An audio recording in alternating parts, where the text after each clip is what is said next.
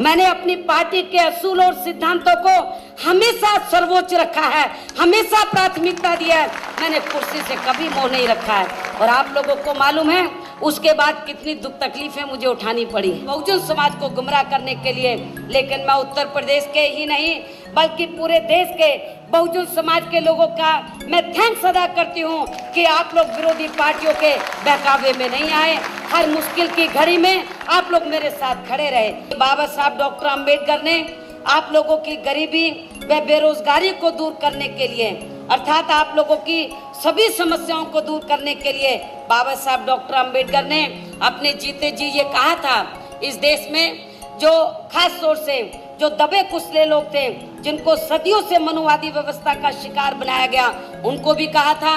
और इसी तरह जो अपर कास्ट में से गरीब और बेरोजगार लोग हैं, उनकी तरफ भी बाबा साहब डॉक्टर अम्बेडकर का ये इशारा था। इस देश के अंदर सर्व समाज में से जो गरीब और बेरोजगार लोग हैं, ये लोग अपनी गरीबी और बेरोजगारी को दूर कर सकते हैं, बशर्ते ये लोग केंद्र और देश के अन्य राज्यों में पॉलिटिकल पावर की मास्टर की अपने हाथों में ले लेते हैं। बीएसपी की विचारधारा एवं उद्देश्य और कार्यशैली से प्रभावित होकर तो फिर इस देश में कांग्रेस और बीजेपी दूसरी पार्टियां नजर नहीं आएंगी।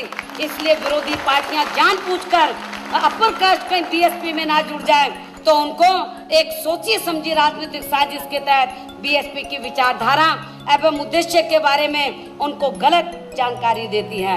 ये आप लोगों की जिम्मेवारी होगी।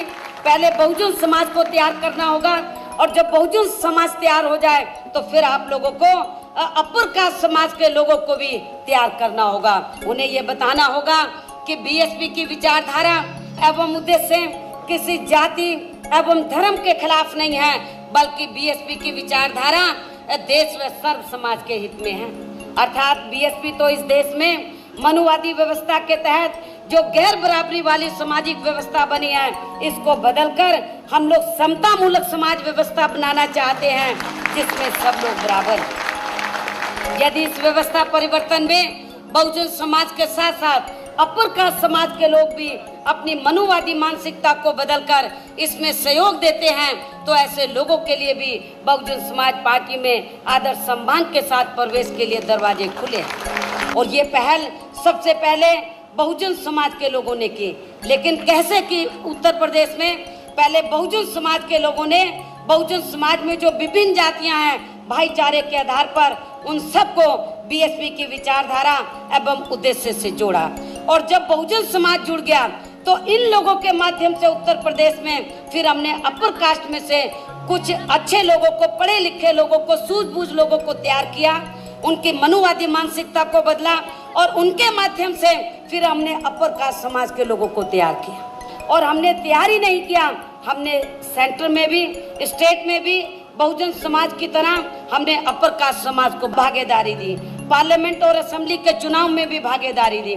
सरकार बनने पर भी हमने बहुजन समाज के लोगों की तरह अपर कास्ट समाज की विभिन्न जातियों को हमने भागीदारी दी है।